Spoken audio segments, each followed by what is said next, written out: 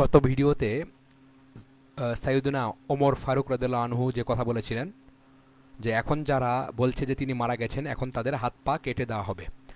আবু বকর রাসূলুল্লাহ সাল্লাল্লাহু আলাইহি ওয়াসাল্লামের ইন্তেকালের খবর জানতে পেরে ছুটে এলেন। ওমর রাদিয়াল্লাহু আনহু তখনও ওই কথা বলে চলেছেন, সেদিকে ভ্রুক্ষেপ না করে তিনি আয়েশা রাদিয়াল্লাহু আনহুর ঘরে রাসূলুল্লাহ সাল্লাল্লাহু আলাইহি ওয়াসাল্লামের কাছে চলে গেলেন।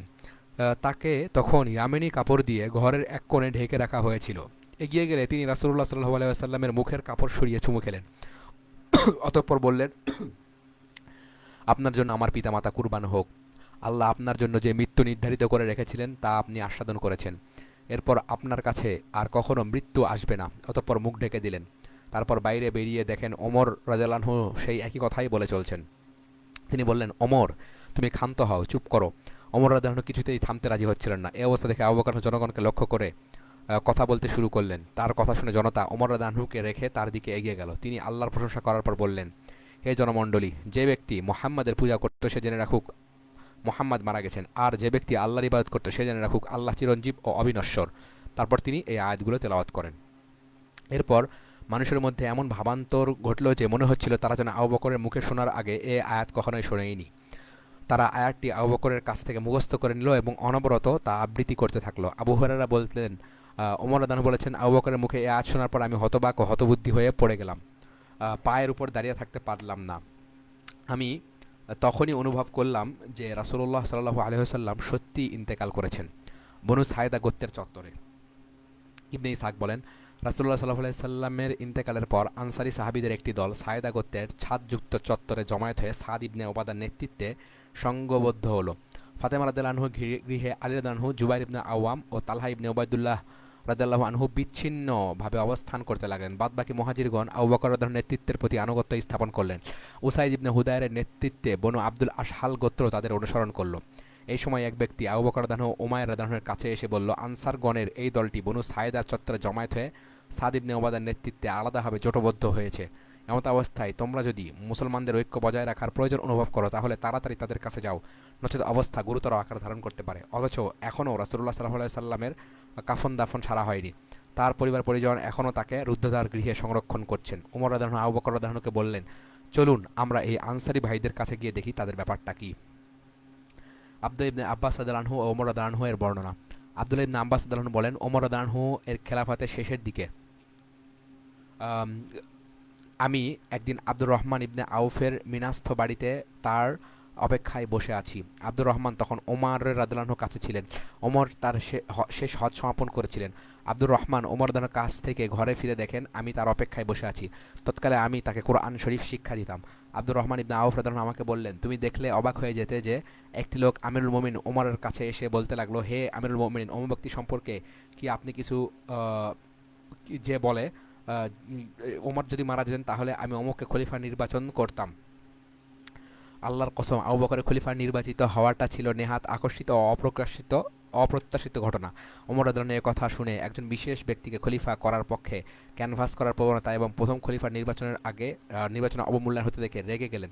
তিনি বললেন, আমি ইনশাল্লাহ আজ বিকালে জনগণের উদ্দেশ্যে ভাষণ দেব এবং যারা মুসলমানদের ঐতিহ্য উত্তরাধিকারকে বিকৃত ও বিনষ্ট করতে চাইছে তাদের সম্পর্কে তাদেরকে হুঁশিয়ার করে দেব। আব্দুর রহমান রাদিয়াল্লাহু আনহু বলেন, আমি বললাম, হে আমিরুল মুমিনিন, এ কাজ করবেন না, কেননা হজের সময় অনেক অজ্ঞ অবুঝ দায়িত্বজ্ঞানহীন লোকও সমাবেত হয়ে থাকে। আর আপনি যখনই জনসাধারণের মধ্যে দাঁড়াবেন তখন অজ্ঞ লোকেরা আপনার আশেপাশে থাকবে। আমার আশঙ্কা হয় আপনি যে কথা বলবেন অজ্ঞ লোকেরা তার ভুল অর্থ বুঝবে এবং চারদিক ছড়াবে। কাজেই মদিনায় ফিরে যাওয়া পর্যন্ত আপনি অপেক্ষা করুন, কেননা মদিনায় রাসূলের কেন্দ্রভূমি। সেখানে আপনি গণ্যমান্য ও জ্ঞানীগণী লোকদের সাথে পরামর্শ করার সুযোগ পাবেন এবং যা বলতে চেয়েছেন তা সেখানে অবস্থানকালে বললে সেখানকার বিচক্ষণ লোকেরা তা সঠিকভাবে হৃদয়ঙ্গম করতে পারবে।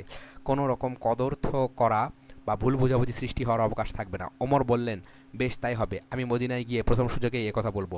ইবনে আব্বাস বলেন, আমরা জুলহিজ্জার শেষে মদিনায় পৌঁছালাম। আমি মিম্বারের কাছাকাছি সাইদ ইবনে যাইদকে পেয়ে তার গায়ে গায়ে ঘেঁষে বসে পড়লাম। কিছুক্ষণ পরেই ওমর রাদিয়াল্লাহু আনহু কে আসতে দেখলাম। তখন সাইদ ইবনে যাইদকে বললাম, আজকে তিনি এমন একটি কথা বলবেন যা খলিফা হওয়ার পরে আর কখনো বলেননি। সাইদ একথা শুনে বিরক্ত প্রকাশ করে বলল, এমন কি কথা বলতে পারেন যা কখনো বলেননি? যা হোক, ওমর গিয়ে মিম্বারে বসলেন। মুয়াজ্জিনের আজান শেষ হওয়া মাত্রই আল্লাহর প্রশংসান্তে নিম্নরূপ ভাষণ দান করলেন, আজ আমি তোমাদেরকে এমন একটি কথা বলবো যা আমার ভাগ্যে ছিল বলেই বলতে পারছি। হয়তো আমি হয়তো বা আমার মৃত্যুর কাছাকাছি এসে এটা বলছি। তোমাদের মধ্যে যে ব্যক্তি এর সঠিক মর্ম উপলব্ধি করতে পারবে সে যেন অনর্থক আমি যা বলিনি তা বলে না বেড়ায়। আল্লাহ মুহাম্মদ সাল্লাল্লাহু আলাইহি সাল্লামকে নবুয়ত দান করেছিলেন এবং তার উপর কিতাব নাজিল করেছিলেন। তার ভেতর ব্যভিচারের শাস্তি পাথর ছুঁড়ে হত্যা করাও সন্নিবেশিত হয়েছিল। আমরা তা পড়েছি, শিখেছি, অনুধাবন করেছি। রাসূলুল্লাহ সাল্লাল্লাহু আলাইহি ওয়াসাল্লাম নিজেও এই শাস্তি কার্যকর করেছেন এবং তারপরে আমরাও তা প্রয়োগ করেছি। আমার আশঙ্কা হয় যে দীর্ঘদিন অতিবাহিত হওয়ার পর একদিন হয়তো কেউ বলে বসবে, আমরা আল্লাহর কিতাবে তো ব্যভিচারীকে পাথর মেরে হত্যার শাস্তি কোথাও দেখতে পাই না। এভাবে আল্লাহর নাজিল করা একটা ফরজ কাজ ত্যাগ করে লোক গোমরাহিতে লিপ্ত হবে, অথচ এই রজমের বিধান প্রত্যেক বিবাহিত ব্যভিচারী ও ব্যভিচারিণীর জন্য আল্লাহর কিতাবে অকাট্যভাবে বিদ্যমান। অবশ্য অপরাধটা সাক্ষী কিংবা গর্ভসঞ্চার অথবা স্বীকারোক্তি দ্বারা সন্দেহাতীতভাবে প্রমাণিত হওয়া চাই। আমরা আল্লাহর কিতাবে এই বিধানও পড়েছি যে নিজের পিতৃ পরিচয় বর্জন করো না, কেননা সেটা কুফুরির শামিল। সাবধান। আহ, রাসূল রাসূলুল্লাহ সাল্লাল্লাহু আলাইহি সাল্লাম বলেছেন, ঈসা আলাইহিস সালামের প্রশংসায় যেমন বাড়াবাড়ি করা হয়েছিল, আমার ক্ষেত্রে তেমন অতিরঞ্জিত প্রশংসা করো না। আমাকে শুধু আল্লাহর বান্দা ও রাসূল বলে অভিহিত করো। আরেকটা কথা বলছি শোনো, আমি শুনেছি অমুক ব্যক্তি নাকি বলেছে যে ওমর ইবনুল খাত্তাব মারা গেলে আমি অমুককে খলিফা মেনে নেব। তোমাদের কেউ যেন এ কথা বলে বিভ্রান্ত না করে যে আবু বকর রাদিয়াল্লাহু আনহু খেলাফত লাভ একটা আকস্মিক ও অপ্রত্যাশিত ঘটনা ছিল। ঘটনাটা আসলে সেরকমই ছিল, কিন্তু আল্লাহ তাআলা মুসলমানদেরকে তার সম্ভাব্য কুফল থেকে রক্ষা করেছেন। প্রকৃত ব্যাপার এই যে তোমাদের মধ্যে আবু বকরের মতো উচ্চ মর্যাদা সম্পন্ন ও সকলের শ্রদ্ধাভাজন ব্যক্তি আর কেউ নেই এবং ছিল না। সুতরাং যে ব্যক্তি মুসলমানদের সাথে পরামর্শ না করে কাউকে খলিফা মেনে নিয়ে বায়াত করবে, তার খিলাফত অচল, এবং যে বায়াত করবে তার বায়াত অবৈধ ও অগ্রাহ্য হবে, কেননা এ দুই ব্যক্তিকে হত্যার হাত থেকে বাঁচানোর ব্যবস্থা নিশ্চিত করার আর কোনো উপায় নেই।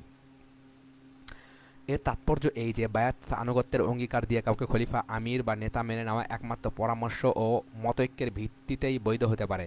কিন্তু দুই ব্যক্তি যদি সমগ্র জামায়াত থেকে আলাদা হয়ে স্বেচ্ছাচারী পন্থায় একজন আরেকজনের আনুগত্যের বায়াত করে, তাহলে তা জামায়াতকে অগ্রাহ্য করা ও বিভক্ত করা শামিল হয়ে দাঁড়ায়।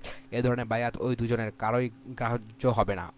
তাদের উভয়কে বরং জামাত থেকে বহিষ্কৃত করতে হবে যে জামায়াত তার সদস্যের ভেতর থেকে নেতা নির্বাচনে একমত। কেননা ওই স্বৈরাচারী ব্যক্তিদ্বয়ের একজনকে যদি জামায়াত নেতা মেনে নেয় এবং বায়াত করে, তাহলে যেহেতু তারা সমগ্র জামায়াতের মতামতকে অবজ্ঞা অবহেলা করে জামায়াতকে অপমানিত করেছে, তাই তাকে কে কখন হত্যা করে বসে বলা যায় না, এবং কেউ তাদের নিরাপত্তার দায়িত্ব নিতে পারে না। লিসানুল আরব, গজর অধ্যায় দ্রষ্টব্য মূল শব্দ তাগরহ এর অর্থ প্রসঙ্গে। যাই হোক, ওমর রাদিয়াল্লাহু বললেন, রাসূলুল্লাহ সাল্লাল্লাহু আলাইহি সাল্লামের ইন্তেকালের পর আমরা খবর পেলাম আনসারগণ আমাদের বিরোধিতা করেছেন। তারা বনু সাইদা গোত্রের চত্বরে তাদের গণ্যমান্য মুরব্বীদের নিয়ে সমবেত হলেন। আলী ইবনে আবু তালেব রাদিয়াল্লাহু আনহু, জুবাইর ইবনে আওয়াম এবং তাদের সহচরগণ আমাদের থেকে বিচ্ছিন্ন হয়ে রইলেন। আর আবু বকরের কাছে জামায়াত হলেন মুহাজিরগণ। আমি আবু বকরকে বললাম, আপনি আমাদের সঙ্গে নিয়ে আমাদের আনসার ভাইদের কাছে চলুন। তাদের কাছে যাওয়ার পথে তাদের দুজন দায়িত্বশীল ব্যক্তির সাথে আমাদের দেখা হলো। তারা আনসারদের মনোভাব জানালেন। অতঃপর বলেন, হে মুহাজিরগণ, আপনারা কোথায় যাচ্ছেন? আমরা বললাম, আমরা এই আনসার ভাইদের কাছে যাচ্ছি। তারা বললেন, তাদের কাছে আপনাদের যাওয়ার প্রয়োজন নেই, আপনাদের যা করণীয় তা করুন। আমি বললাম, আমাদের যেতেই হবে। অতঃপর আমরা বনু সায়েদা গোত্রের চত্বরে গিয়ে হাজির হলাম। সেখানে গিয়ে দেখি সমবেত আনসার গণের মাঝখানে এক ব্যক্তি কম্বল মুড়ি দিয়ে মুখ ঢেকে আছে। আমরা বললাম, তার কি হয়েছে? তারা বললেন, অসুখ। আমরা সেখানে বসলে তাদের এক বক্তা আল্লাহর একত্ব ও রাসূলের রিসালাতের সাক্ষ্য দিয়ে এবং আল্লাহ যথেষ্ট প্রশংসা করে ভাষণ দিতে শুরু করলেন। বললেন, আমরা আল্লাহর আনসার এবং ইসলামের বীর সেনানী, আর হে মুহাজিরগণ, আপনারা আমাদেরই একটি দল। আপনাদের একটি শান্তশিষ্ট মরুচারী দল আমাদের সাথে এসে ইতিমধ্যে যোগদান করেছে। ওমর রাদিয়াল্লাহু আনহু বলেন, আমরা দেখতে পেলাম তারা আমাদেরকে আমাদের মূল আদর্শ থেকে বিচ্যুত করতে চাইছে এবং তার উপর জোরপূর্বক নিজেদের একচেটিয়া নিয়ন্ত্রণ প্রতিষ্ঠা করতে উদ্যত হয়েছে। আমি এর জবাবে চমৎকার একটা বক্তৃতা তৈরি করলাম এবং তা আমার নিজের কাছে অত্যন্ত জুৎসই মনে হয়েছিল। আমি আবু বকরকে শোনাতে চাইলাম। আবু বকর রাদিয়াল্লাহু আনহুর মধ্যে এক ধরনের তেজস্বিতা ছিল, যার জন্য আমি তাকে খুবই ভয় পেতাম এবং যত সম্ভব তার মন রক্ষা করে চলার চেষ্টা করতাম। আবু বকর রাদিয়াল্লাহু আনহু বললেন, ওমর, তুমি কিছু বলো না। আমি আর জিদ ধরে তার রাগ বাড়াতে চাইলাম না। আমাদের চেয়ে ঢের বেশি শ্রদ্ধাভাজন ও জ্ঞানী ছিলেন আবু বকর রাদিয়াল্লাহু আনহু। তিনি তাদের কথার এত সুন্দরভাবে জবাব দিলেন যে আমি অনেক সময় ধরে চিন্তাভাবনা করে যে বক্তৃতা তৈরি করেছিলাম, যাতে আমি নিজেই মুগ্ধ হয়ে যাচ্ছিলাম, তার উপস্থিত বক্তৃতায় একটা কথাও বাদ তো গেলই না, বরং তার চেয়েও ভালো কথা তিনি বললেন। তিনি বললেন, তোমরা নিজেদের মহৎ চারিত্রিক গুণাবলী ও অবদান সম্পর্কে যা বলেছ তা যথার্থ বলেছ। আবার এ কথাও অনস্বীকার্য যে এই কুরাইশ গোত্রের অবদান না থাকলে আরবরা ইসলাম সম্পর্কে কিছুই জানতে পারত না। তারা আরবদের মধ্যে মধ্যম ধরনের বংশীয় মর্যাদার অধিকারী এবং তাদের আবাসিক এলাকাও সমগ্র আরব জাতির মধ্যস্থলে অবস্থিত। আমি তোমাদের সবার জন্য এই দুই জনের কোনো একজনকে পছন্দ করি। তোমরা এদের মধ্যে যাকে পছন্দ করো তার নেতৃত্বে ঐক্যবদ্ধ হও ও বায়াত করো। এই বলে তিনি আমার ও আবু উবাইদা ইবনুল জাররার হাত ধরলেন। তার এই শেষের কথাটি ছাড়া আর কোনো কথা আমার কাছে খারাপ লাগেনি। আল্লাহর কসম, আমার মনে হচ্ছিল শিরচ্ছেদের জন্য বদ্ধভূমিতে এগিয়ে যাওয়া গুনাহার কাজ হলেও তা বোধহয় আমার কাছে আবু বকর রাদিয়াল্লাহু আনহু থাকতে মুসলমানদের আমির হওয়ার চেয়ে ঢের বেশি পছন্দনীয় হতো। ওমর রাদিয়াল্লাহু বলেন, আবু বকর রাদিয়াল্লাহু আনহু এর ভাষণের পর আনসারদের একজন বললেন, আমরা আরবদের মধ্যে বুদ্ধিমত্তায় যেমন নির্ভরযোগ্য, মান মর্যাদায় তেমনি শ্রেষ্ঠ, সুতরাং আমাদের পক্ষ থেকে একজন এবং তোমাদের কুরাইশদের তরফ থেকে আরেকজন আমির হোক। এরপর প্রচুর বাক বিতণ্ডা হলো এবং বেশ চড়া গলায় কথাবার্তা হতে লাগলো। আমার আশঙ্কা হলো যে শেষ পর্যন্ত মুসলমানদের দুই গোষ্ঠী মুহাজির ও আনসার মধ্যে একটা বিভেদ বা কলহের সৃষ্টি হয়ে না যায়। আমি সকল বিতর্কের অবসান ঘটানোর উদ্দেশ্যে তৎক্ষণাৎ বললাম, হে আবু বকর, আপনার হাতখানা বাড়িয়ে দিন। তিনি বাড়িয়ে দিলেন। আমি তার হাত ধরে বায়াত করলাম। তারপর মুহাজিররা বায়াত করলেন, তারপর আনসাররাও বায়াত করলেন। এরপর আমরা সাদ ইবনে উবাদাকে বকাঝকা করতে আরম্ভ করলাম। এতে ক্ষুব্ধ হয়ে তাদের একজন বলল, তোমরা সাদ ইবনে উবাদাকে কোণঠাসা করে দিলে। আমি বললাম, আল্লাহ সাদ ইবনে উবাদাকে কোণঠাসা করলেন। জুহরি বলেছেন, উরওয়া ইবনে জুবাইর রাদিয়াল্লাহু আনহু আমাকে জানিয়েছেন যে আবু বকর রাদিয়াল্লাহু আনহু, ওমর রাদিয়াল্লাহু আনহু এবং অন্যান্য মুহাজিরগণ বনু সাইদা চত্বরে যাওয়ার সময় যে দুজন আনসারী সাক্ষাৎ পেয়েছিলেন তারা হলেন ওয়াইম ইবনে সায়েদা এবং বনু আজলানের মুয়ান ইবনে আদি। বর্ণিত আছে, ওয়াইম ইবনে সায়েদা সেই ভাগ্যবান সাহাবীগণের অন্যতম যাদের প্রশংসায় আল্লাহ আয়াত নাযিল করেছেন, ফিহি রিজালুন ইউহিব্বুনা আন ইয়াতাহহারু ওয়াল্লাহু ইউহিব্বুল মুত্তাহহিরিন। কার প্রসঙ্গে? ওয়াইম ইবনে সায়েদা। সেখানে মসজিদে কুবাতে এমন সব লোক রয়েছে তারা পবিত্রতা অর্জন পছন্দ করে, আর আল্লাহ পবিত্রতাকামী লোকদেরকে ভালোবাসেন। এই আয়াত নাজিল হওয়ার পর রাসূলুল্লাহ সাল্লাল্লাহু আলাইহি ওয়াসাল্লাম বললেন, এই গোষ্ঠীর মধ্যে ওয়াইম ইবনে সায়েদা চমৎকার মানুষ। মুয়ান ইবনে আদি রাদিয়াল্লাহু আনহু সম্পর্কে বর্ণিত আছে যে যেদিন রাসূলুল্লাহ সাল্লাল্লাহু আলাইহি ওয়াসাল্লামের ইন্তেকাল হয় সেদিন মুসলমানরা ব্যাপকভাবে কান্নাকাটি করছিল এবং বলছিল, রাসূলুল্লাহ সাল্লাল্লাহু আলাইহি ওয়াসাল্লামের আগেই আমাদের মরে যাওয়া উচিত ছিল। তার ইন্তেকালের পর আমাদের ঈমানের কঠিন পরীক্ষার সম্মুখীন হওয়ার আশঙ্কা রয়েছে। কিন্তু একমাত্র মুয়ান ইবনে আদি বলেছিলেন, রাসূলুল্লাহ সাল্লাল্লাহু আলাইহি ওয়াসাল্লামের আগে মরা পছন্দ করি না, কেননা আমি রাসূলুল্লাহ সাল্লাল্লাহু আলাইহি সাল্লামের জীবদ্দশায় যেমন তার উপর ঈমান এনেছি তেমনি তার ইন্তেকালের পরও আবার নতুন করে ঈমান আনার সুযোগ পেয়েছি। পরে আবু বকর রাদিয়াল্লাহু আনহুর খিলাফত আমলে ইয়ামামার যুদ্ধে মুসাইলামা কাযযাবের সাথে লড়তে গিয়ে তিনি শাহাদত বরণ করেন। জুহরি আনাস ইবনে মালিক রাদিয়াল্লাহু আনহু উদ্ধৃতিতে জানান, বনু সায়েদা গোত্রের চত্বরে খিলাফতের প্রাথমিক বায়াত গ্রহণের পরদিন আবু বকর রাদিয়াল্লাহু আনহু মসজিদে মিম্বারে বসলেন। তিনি কিছু বলার আগে ওমর রাদিয়াল্লাহু আনহু আল্লাহর প্রশংসা করে নিম্নরূপ ভাষণ দিলেন, হে জনগণ, গতকাল আমি তোমাদেরকে যে কথা বলেছিলাম, অর্থাৎ রাসূলুল্লাহ সাল্লাল্লাহু আলাইহি সাল্লাম মারা যাননি, তিনি মুসা আলাইহিস সালামের মতো সাময়িকভাবে অন্তর্ধান হয়েছেন ইত্যাদি ইত্যাদি, তা আমি কোরআন থেকে পাইনি এবং রাসূলুল্লাহ সাল্লাল্লাহু আলাইহি সাল্লামও আমাকে তা বলেননি। আমার ধারণা ছিল যে রাসূলুল্লাহ সাল্লাল্লাহু আলাইহি সাল্লাম আমাদের সমষ্টিগত জীবনের সকল দিক পুরোপুরিভাবে গুছিয়ে দিয়ে সবার শেষে ইন্তেকাল করবেন, কিন্তু আসলে তা ঠিক নয়। আল্লাহ যে কিতাব দ্বারা রাসূলুল্লাহ সাল্লাল্লাহু আলাইহি সাল্লামকে নিজের মনোনীত লক্ষ্যে চালিত করেছেন সেই কিতাব আল্লাহ আমাদের মধ্যে বহাল রেখেছেন। এই কিতাবকে যদি তোমরা আঁকড়ে ধরো তাহলে আল্লাহ তার রাসূলকে যেদিকে চালিত করেছেন সেদিকে চালিত করবেন। আজ আল্লাহ তোমাদের মধ্যে যিনি শ্রেষ্ঠতম তার কাছেই তোমাদের নেতৃত্ব সমর্পণ করেছেন। তিনি হলেন রাসূলুল্লাহ সাল্লাল্লাহু আলাইহি সাল্লামের অন্যতম সঙ্গী, সাওর পর্বত গুহায় তার একনিষ্ঠ সহচর। অতএব তোমরা তার কাছে বায়াত করে তাকে খলিফা বা আমির হিসাবে গ্রহণ করো। তখন লোকেরা দ্বিতীয়বার তার হাতে বায়াত করলো। এটি ছিল বনু সায়েদা চত্বরের বায়াতের পর সার্বজনীন বায়াত। অতঃপর আবু বকর রাদিয়াল্লাহু আনহু বক্তব্য রাখলেন। প্রথমে আল্লাহর যথাযথ প্রশংসা করলেন, তারপর বললেন, হে জনমণ্ডলী, আমাকে তোমাদের দায়িত্বশীল বানানো হয়েছে।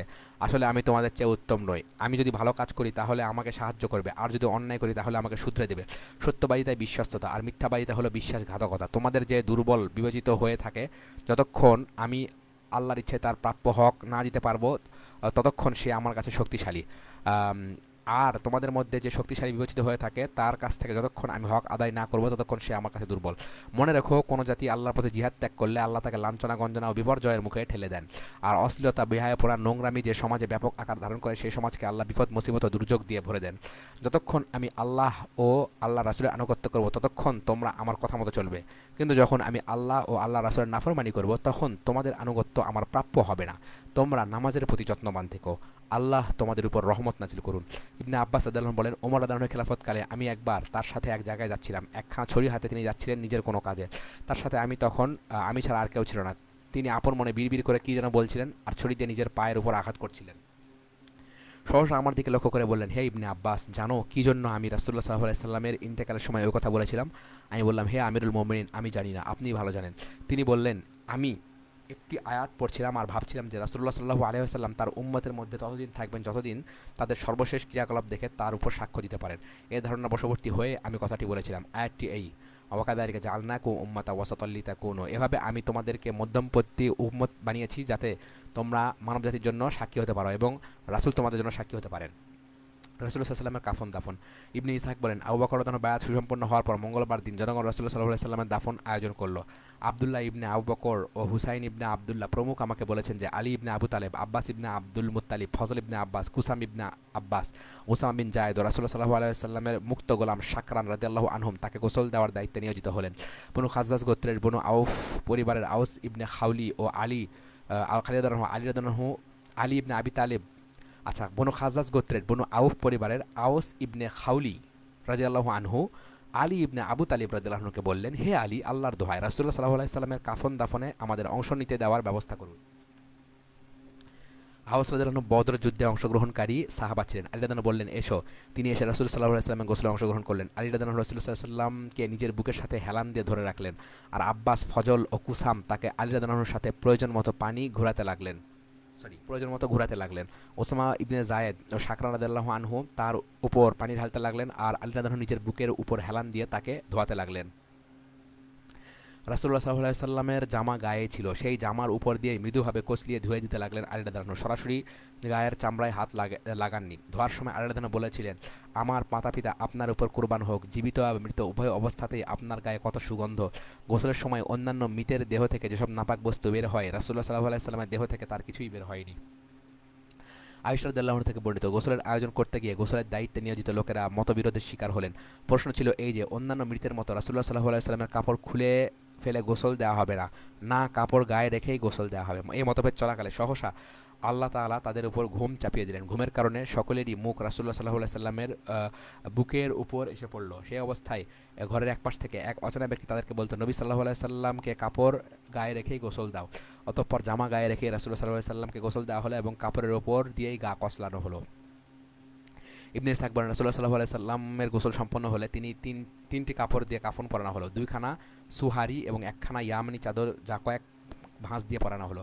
ইবনে আব্বাস বলেন, যখন কবর খননের প্রস্তুতি শুরু হলো তখন জানা গেল আবু উবাইদা ইবনুল জাররাহ মক্কাবাসীদের মতো দরিহ কবর খননে পারদর্শী, আর আবু তালহা মদিনা লাহাদ কবর খননে পটু।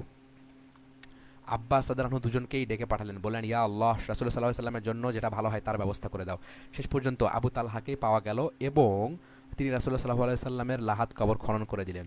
মঙ্গলবার রাসূলুল্লাহ সাল্লাল্লাহু আলাইহি সাল্লামকে কাফন ও গোসল দিয়ে তার বাড়িতে তার খাটে শুয়ে রাখা হলো।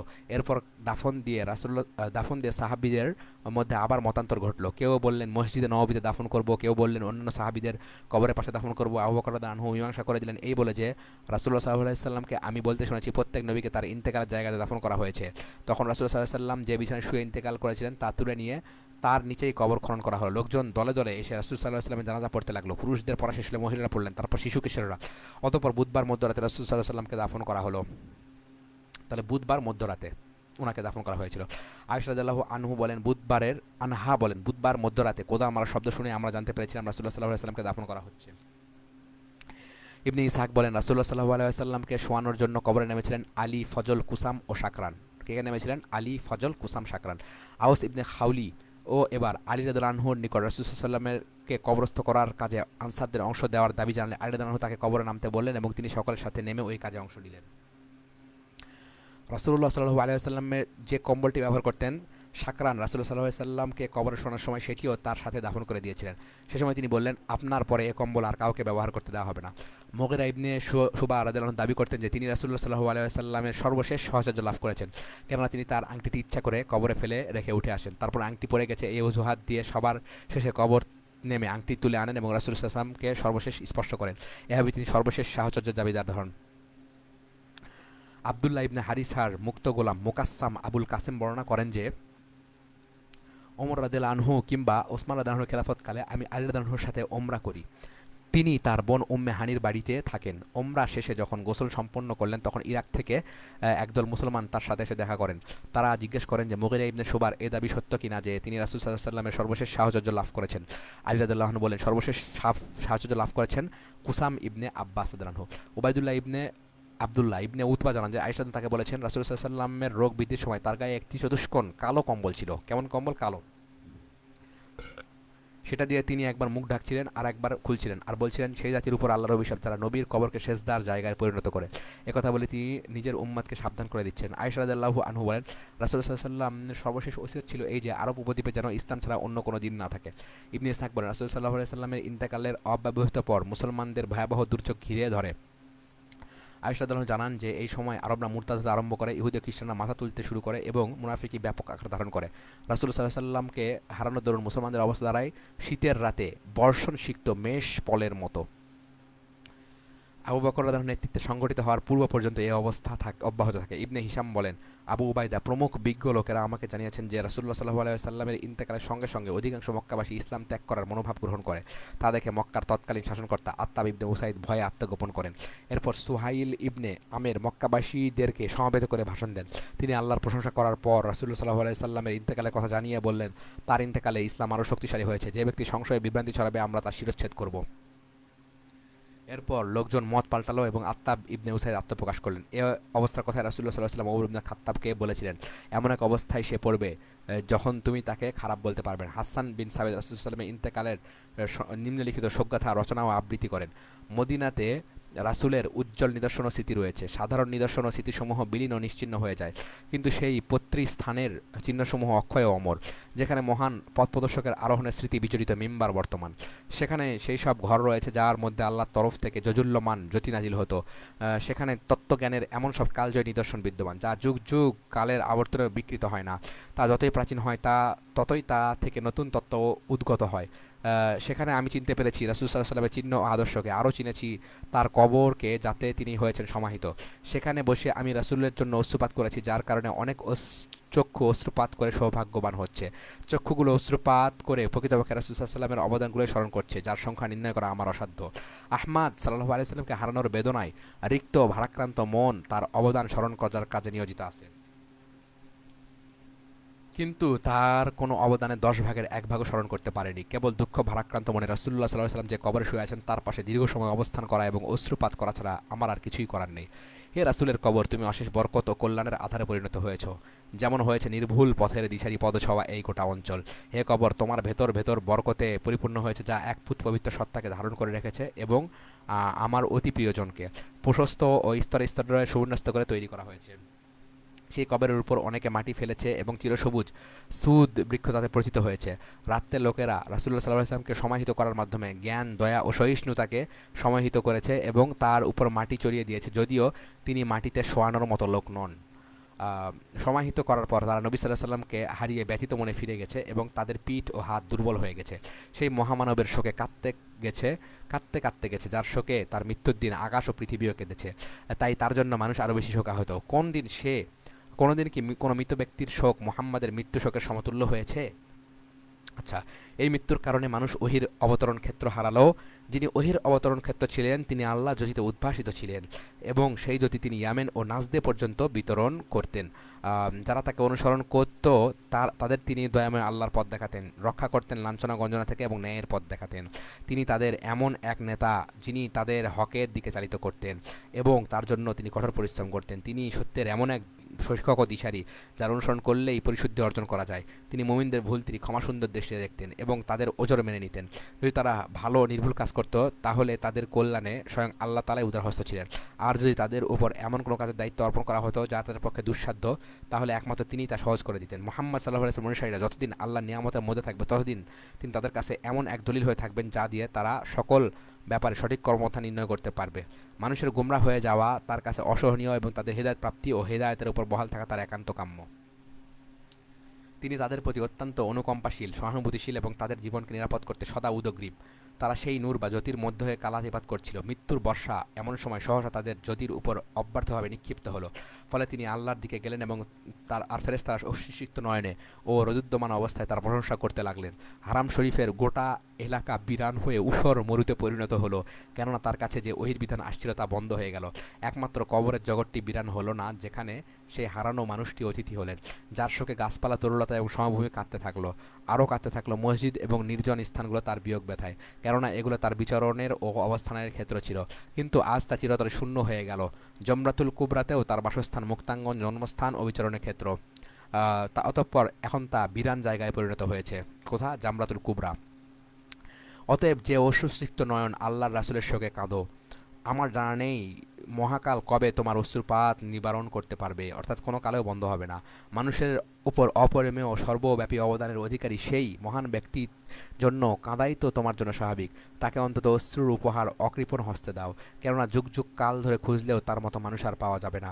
অতীতে এবং ভবিষ্যতে কিয়ামত পর্যন্ত তার মতো কোনো মানুষ মৃত্যুবরণ করবে না, কেননা তার মতো কেউ সৃষ্টি হবে না। কিয়ামত পর্যন্ত পাওয়া যাবে না তার মতো চরিত্রবান, দায়িত্বশীল, কর্তব্যনিষ্ঠ, অমায়িক, দানশীল, যার কাছে কেউ কখনো বঞ্চিত হয় না।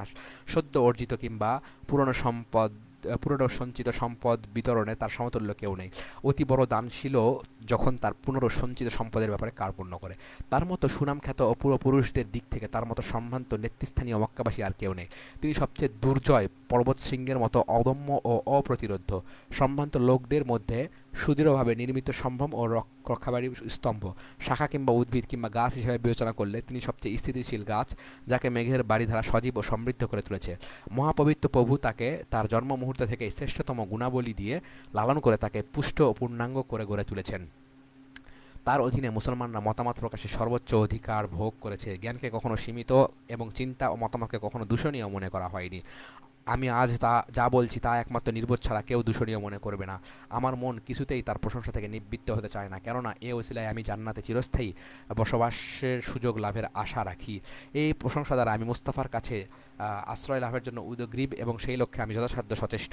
রাসূলুল্লাহ সাল্লাল্লাহু আলাইহি ওয়াসাল্লামের শোকে হাসান আরও বললেন, হে চোখ, তোমার কি হয়েছে যে তুমি ঘুমাচ্ছ না? মনে হচ্ছে যেন তাতে সুরমা লাগানো হয়েছে। আমি অস্থির চিত্তে তোমার কাছে আশ্রয়কামী হয়েছি। উষার পার্বত্য ভূমির হে শ্রেষ্ঠ বিচরণকারী, তুমি মরো না, অর্থাৎ তুমি অমর ও অবিস্মরণীয় হয়ে থাকো। মাটি যেন তোমাকে স্পর্শ না করে। হায় আফসোস, আমি যদি তোমার আগে কবরে বিলীন হয়ে যেতাম তাহলেই ভালো হতো। সোমবার দিন যার মৃত্যু অবলোকন করলাম সে নির্ভুল পথের দিশারি। নবীর উপর আমার পিতামাতা কুরবান হোক। তার ইন্তেকালের পর আমি হতভম্ব ও হতবুদ্ধি হয়ে পড়লাম। হায়, আমি কেন পৃথিবীতে জন্ম নিলাম? তোমার অবর্তমানে আমাকে কি মদিনাতে অবস্থান করতে হবে? হায়, আমাকে যদি বিষ খাইয়ে মেরে ফেলা হতো, অথবা অনতিবিলম্বে একটি সন্ধ্যার ভেতরে আজ বা কালই যদি আমাদের উপর মৃত্যু এসে যেত, তাহলে আমরা সেই পূত স্বভাবের নিখাত সৎ ব্যক্তির সাক্ষাৎ পেতাম। পবিত্র কৌমার্যের অধিকারিণী আমিনার হে প্রথম সন্তান, যাকে তিনি বিবাহিত হয়ে সৌভাগ্যঘরে জন্ম দিয়েছিলেন, তাকে জন্ম দিয়েছিলেন গোটা সৃষ্টিকে আলোকিত করে একটি জ্যোতিষ্ছটার মতো। সেই পবিত্র আলোকের দিকে যে চলে সে সাধক পথপ্রাপ্ত হয়। হে আল্লাহ, আমাদেরকে হিংসা দেশ মুক্ত জান্নাতে আমাদের নবীর সাথে মিলিত করো। হে মহাপরাক্রান্ত আল্লাহ, আমাদের জন্য ফিরদাউস বরাদ্দ করো। আল্লাহর কসম, আমি যতদিন বেঁচে থাকি নবী মুহাম্মাদের জন্য কাঁদতে কাঁদতে বেঁচে থাকবো। নবীর সমাহিত করার পর তার সহযোগী ও অনুসারীদের উপর কি ভীষণ দুর্যোগই না ঘনিয়ে এলো। তাদের জীবন দুর্বিষহ হয়ে গেল এবং তাদের মুখ কালো হয়ে গেল। তিনি আমাদের সন্তান এবং আমাদের মাধ্যমেই সমাহিত হয়েছেন। আমাদের প্রতি তার অবারিত অনুগ্রহের কথা কখনো অস্বীকার করতে পারি না। আল্লাহ তার অনুসারীদেরকে তার দ্বারা সম্মানিত করেছেন ও সুপথে চালিত করেছেন। আল্লাহ ও আরশের চারপাশে অবস্থানকারীরা এবং পবিত্রাত্মাগণ কল্যাণময় মোহাম্মদের উপর রহমত ও সালাম প্রেরণ করুন। ইবনে ইসহাক হাসানের বিলাপরত অবস্থায় রচিত নিম্নলিখিত কবিতাও উদ্ধৃত করেছেন। অনাথ অসহায়দের জানিয়ে দাও যে তাদেরকে হতবুদ্ধি করে মহানবীর অন্তর্ধান ঘটেছে এবং সেই সাথে তাদের সমস্ত কল্যাণও দূর হয়ে গেছে। এমন কে অবশিষ্ট রইল যার কাছে আমি ঘোর অনাবৃষ্টিতেও পরিবারের জীবিকা এবং বাহন পেতে পারি? এমন কে আছে যাকে ভর্ৎসনা করলেও, যার বিরুদ্ধে সীমাতিরিক্ত কথা বললেও প্রতিশোধের ভয় ছিল না? আল্লাহর পর তিনি ছিলেন আলো ও জ্যোতি, যার অনুসরণ করা যেত, এবং তিনি ছিলেন আমাদের চোখ ও কান। তার সমাহিত হওয়ার পর আল্লাহ আমাদের কাউকে যদি বাঁচিয়ে না রাখতেন তাহলেই ভালো হতো। বনী নাজ্জারের সবারই মরে যাওয়া উচিত ছিল, গুণগত বনী নাজ্জার, কিন্তু আল্লাহর ফয়সালা যা ছিল তাই কার্যকর হয়েছে।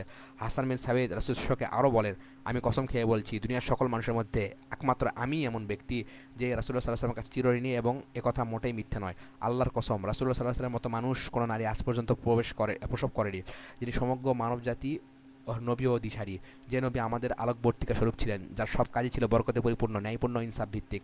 তার চাইতে অধিক প্রতিবেশীর হক আদায়কারী এবং ওয়াদা পালনকারী আল্লাহ তার সমগ্র সৃষ্টিজগতে সৃষ্টি করেনি। আপনার মনীষীগণ ঘরের দরজা বন্ধ করে পড়ে আছে, ফলে বাইরে না যাওয়ার কারণে তারা পিঠের উপর পিন দিয়ে ওড়না জড়ায় না। তারা সন্ন্যাসিনীদের মতো অপ্রতুল পোশাক পরেন, কেননা বাহ্যত মনে হয় তাদের সচ্ছলতা চলে গিয়ে দারিদ্র্যের দিন শুরু হয়েছে। হে শ্রেষ্ঠ মানব, আমি ঝর্ণার মধ্যে ছিলাম, কিন্তু এখন আমি তৃষ্ণার্ত হয়ে পড়েছি। বারাকাল্লাহু লানা ওয়া লাকুম ফিল কুরআনিল আযীম।